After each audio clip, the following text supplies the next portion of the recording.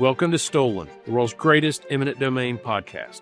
Legally, the government has the power to take your property, but most people don't know what to do when it actually happens. If you don't respond correctly, you could walk away with far less than you're owed.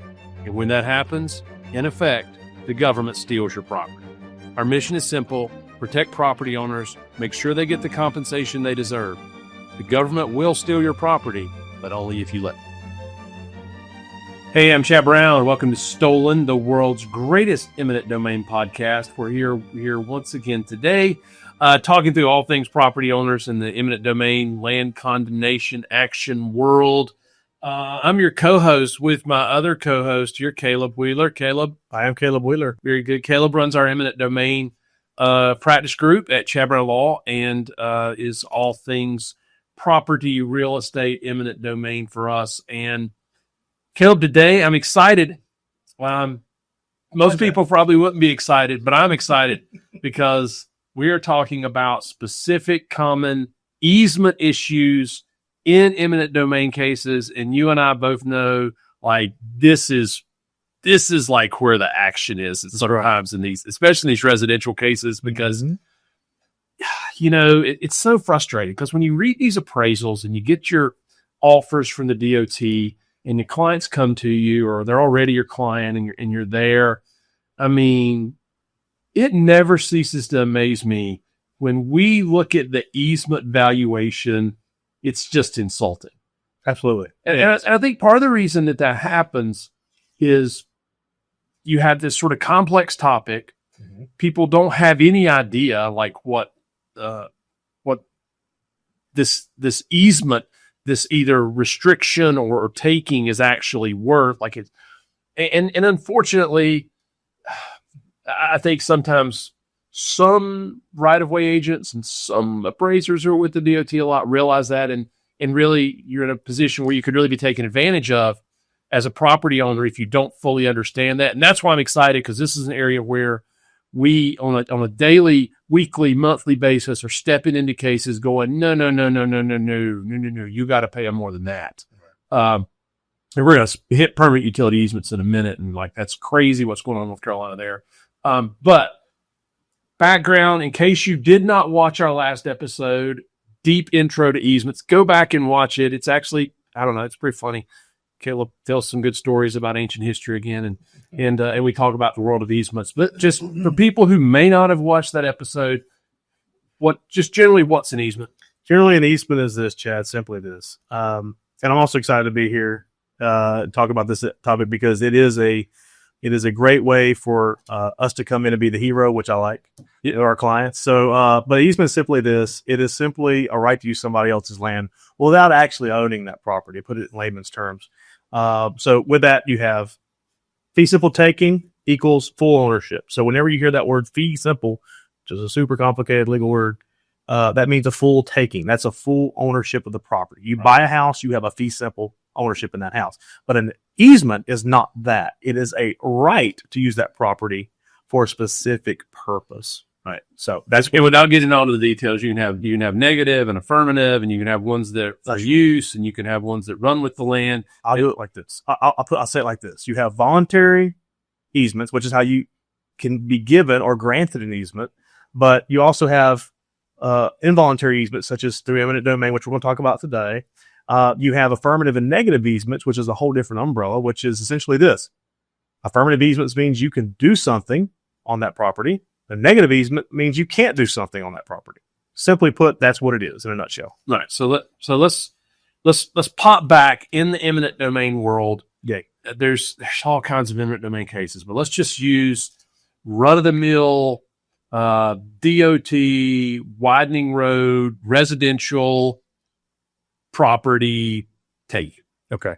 So let's just start there. Okay. And let's go through the four primary types of easements that we see. Let's start with temporary construction easement. Tell our listeners what that is, and then we'll work through some of the issues and strategies and things you need to think about with this temporary construction easement. Very good. Yeah, I like it when my wife and Chad, they like to point me in a direction and say go. So I love that. So essentially this TCE is essentially this. It's a temporary construction easement. And you'll see this if you have a right-of-way appraisal. that you've been given as a landowner, that appraisal is going to say TCE on it most likely, especially if it's a partial taking. And that is simply this. It's the ability for the government to reserve a right on your property to perform construction acts on the project they're doing. So what that can entail is simply storage for machinery. If you've seen road construction, you know there's pans, rollers, there's bulldozers. They can store that equipment on your property. Essentially, they had to. They can store the cones, their trucks, whatever it is, material. They can put it on your property, tear your yard all up, as long as it's in that temporary construction easement area. Now, the other issue and a hallmark of temporary construction easements that people need to understand is this. Don't expect your attorney, if you have one, to get you the full value of that property because it's temporary. It's a temporary construction easement. So with that being said, the sticking point that we have with that, and if anybody has any experience with the government, you know that when you say, I want to know how long this project is so that we can value it, you're not going to get a straight answer. No. Never. No. So, hate it. You're always though in the government. I know the sarcasm runs so deep. So with that, let's do this. So we got temporary construction easement. Let's play like a quick word association game. I'm going to say the word that's related to an issue, and you tell us something insightful. Okay. Temporary construction easement. Yeah, I'm laughing too. They knew you. They'd really. I know. Yeah. Temporary construction easement. Okay. Duration. Unknown. We already talked about it a little bit. Unknown. We don't know. I usually run between 3 to 5 years. But the reality is that you have to be paid for the duration, even though it's unknown. To properly value a TCE, you really have to know the length of time it's going to be in existence. But it's hard. That's the sticking point. Okay. Damage. Ground, like your properties, the turf on your yard, trees, sheds, fences, anything inside of that TCE is up for potential damage. So, and you could have what might be referred to as a sort of a temporary damage. They drive on your grass, they tear it up, but we can replace it. We can get it to grow back. That's right. Or they might say, you know what? We want to put our truck here and you got a shed there. We're going to tear it down. That's exactly right. Okay. Very good. Permanent impact. No. Permanent impact is not going to be a thing with temporary construction easements. Unless you don't. So it depends how you look at it, right? It's a trick question. It is a trick question because it can if you don't actually do something to remediate the damages they do. Right. But that's where you're supposed to negotiate with the DOT to get the proper compensation. So herein lies sort of the rub. You've got a temporary easement, but the impact of the easement can create permanent injury or damage. And so, you can't take their word for it. Like you have to actually assess what's really happening with the property that you have that's being affected. Yes. Okay. Very good. Talk about the next kind. Permanent utility easement. Yeah. What's a permanent utility easement? Permanent utility easements are easements that exist on your property if you're being affected by eminent domain. They're created on your property or expanded on your property for the use of utility lines, gas lines, water lines, things like that, usually for utility services. So they're going to be usually supposed to be, sticking word here, supposed to be for a specific purpose. Right. And they are going to be permanent and run with the land. If you convey your property to somebody else, they're going to be under that same easement. So, and typically they're going to have perpetual access. That's right. To the easement. So they have access to your property as necessary to maintain the utility that is on your property. Okay. So they need to. I recently had this with my house. I had a literal tree growing up into a power line, and me being the person that I am, I called them up and I said, "Hey, you guys want to cut this tree down, get it off your power line?" I didn't tell them it was a Radford pear and that I wanted it cut down anyways, but that's another issue. So we kind of had a mutually beneficial relationship with that, but typically they're going to be able to come on your property unannounced and take care of issues like that. Okay. So let's just go through that. That hits on a lot of the issues, but there's several issues, and there's this big issue in North Carolina. You got to understand But let's just go through this related issues to permanent utility easements. One of those is understand it's a restriction. It not only does it grant them access, it also restricts what you can do. That's exactly right. So it's an affirmative easement for them.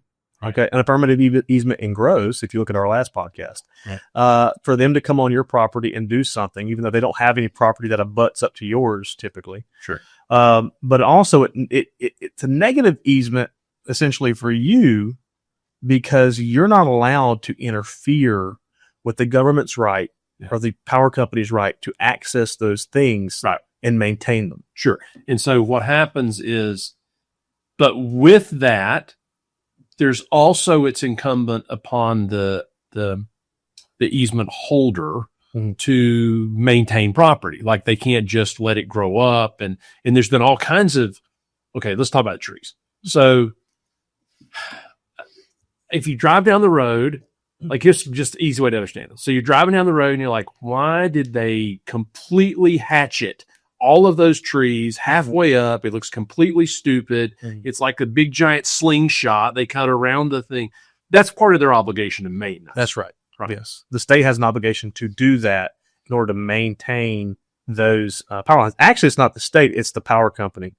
Like for an example, in here in North Carolina, Duke Power, Duke Energy, they contract with a company called Asplund to do all tree work. Right. So a good example of that is they use their subcontractors to maintain their duty of maintaining that utility line. Yeah, and we're like, I mean, I was in California last week, and that's the closest I'm going to be to living in California. I was there for 5 days. San Diego's great. They had fun with the zoo. And, but they have all these issues with the fires in California. And a lot of the debate about the fires in California is how they actually maintain the easements related to the utility lines, right? Right. Yeah. And so, that's just another example of, again, usually the easement holder has the responsibility to maintain that easement. However, the landowner has the responsibility of allowing them and not obstructing the easement holder from maintaining it.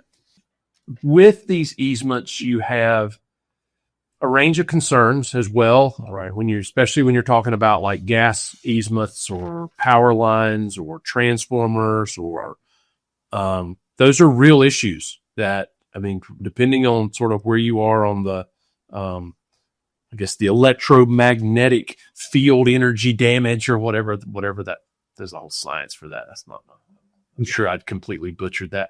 But the point is that like there's real damage that can occur to you either in fact or potentially from being in close conjunction to utilities. Absolutely, there is. I mean, you can.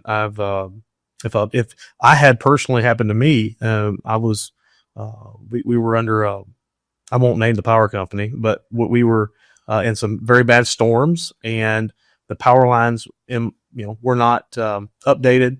And so what happened was the power lines that ran across our house broke, and there was live wires literally hanging in trees, which caused the tree to catch on fire. And so it woke me up literally at 3 a.m. I got smelling smoke, and I walked out, and my neighbor's backyard was essentially on fire. Okay. Because the tree caught fire, essentially because a power line busted, and a spark from it caught the tree. And I could see the power line literally sparking in midair. Yeah. Right below. I mean, not a fear monger, but the point is that there's issues there. There's absolutely issues. Okay, so I want to talk about other issues, but I want to talk about this specific issue in North Carolina. So one of the issues that people need to appreciate is in a permanent utility easement context in eminent domain, in the context of the condemnation action, that the parameters of that easement are going to be filed. That's right. Okay? And North Carolina is a quick take state. That's right. Tell them what that means real quick. Quick take is simply this. When the North Carolina files a lawsuit against you under the DOT or whatever to take your property, they take possession of what they filed for in that plat when they file it. Okay, so when they file the condemnation action and it has a permanent utility easement, it's effective immediately. That's right. Okay, so one of the issues of permanent utility easements that you have to be aware of are what would be the breadth or the scope of that easement. And to give you an idea, in North Carolina, I think there's like 26 or 27 possible things that a utility company or the DOT can do in a permanent utility easement. That's right. So we think about power lines and gas lines and those type issues, but you have to understand they can also put up fences. Yeah. They can do things to actually block the access to property. I don't want to get too far in the weeds on this, but big shout out to David Henson First, our friends in Raleigh who did a great job with eminent domain. There's tremendous amount of litigation going on in North Carolina over permanent utility easements, and whether the permanent utility easement in many contexts is so broad that it actually prevents access to the property. So in many respects, it's radically damaging the value of the property because the permanent utility easement is drawn so broadly that really the DOT can block your access. Now we're talking about, I remember we started, I said, let's take a residential case in there, but in the commercial context, this is a huge deal because if the permanent utility easement can block access to your property and your business, it could put you out of business. Right. It could potentially be a huge impact for any type of large complex or commercial type building or large residential dwellings, such as multi-unit dwellings, apartment complex, planned unit development, condominium, things like that. And the reason is because a lot of these structures are required by the state to have multiple points of access, to have some sufficient amount of parking. Right. All these types of things are required with these larger buildings for public safety. Right. The rules are not bad. These are good things to have in place, but they are going to, taken in conjunction with these takings and these broad languages that we're seeing in these permanent utility easements, that can be severely harmful to the valuation of these properties. Yeah. So I think people need to understand, this is just what drives me crazy is that, when you're dealing with the client, a lot of times what clients do is they call us because they're looking at, damage to their fence or damage to their tree, and they get this just stupid low appraisal. They're like, well, my fence was $27,000 4 years ago when I put it up, and there's like, it's 90% depreciated, and we're going to give you $3,000. Right. And they give us calls because they recognize that it's just not fair what they're being offered. I guess it's not fair. But what they don't realize is that the bigger mistake often is in like the easement taking, where they actually didn't offer them anything at all, or negligible amounts of compensation. But there's potentially massive impact to their property that has to be compensated. That's right. Right. Yeah. All right. I love that, especially when the DOT tries to depreciate a treated fence by 90%, and the fence was put up 2 years ago and still have receipts for it. And I'm like, you ever heard of treated wood? Yeah. You ever heard of that? Or like, All right, we're going to run out of time. Oh, but let's go real quick. Permanent drainage easement. Yeah, simply it's just it's what the name says. Drainage easements can typically come as temporary or permanent. Permanent drainage easements are simply a permanent easement in perpetuity that runs with the land that the state will retain, so that water can be diverted from a highway project onto that property and out of the way. Obviously, water sitting on roads can be super dangerous. Sure. This is just a way of maintaining that.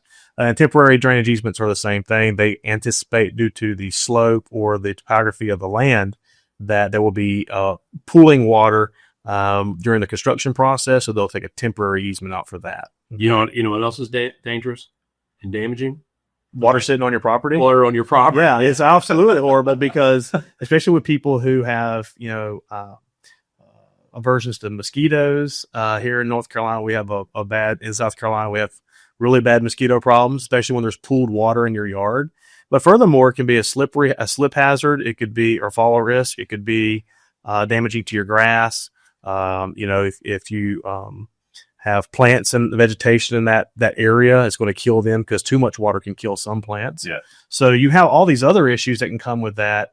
And also, pooled water can be bad for your health generally. Yeah, I think the thing that people need to understand in the eminent domain context, though, is if there's an impact to your property that's probably going to require significant sort of scientific analysis. That's right. There's a whole study of hydrology, and the only thing I would say to people who are facing drainage easements is, water can be really damaging to your property.